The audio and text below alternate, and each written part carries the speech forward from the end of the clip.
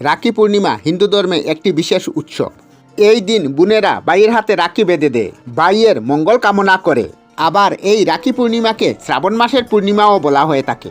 বন্ধুরা, এই ভিডিওতে আমরা জানব ইংরাজি 2026 সাল, বাংলা 1433 সালের রাখি পূর্ণিমা কবে পড়েছে এবং পূর্ণিমা তিথি কবে শুরু হচ্ছে এবং কখন শেষ হচ্ছে।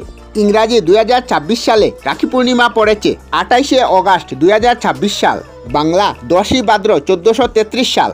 শুক্রবার রাখি পূর্ণিমার তিথি শুরু হবে ইংরাজি 27শে আগস্ট 2026 সাল, বাংলা 9ই ভাদ্র 1433 সাল বৃহস্পতিবার সকাল 9টা বেজে 8 মিনিট থেকে।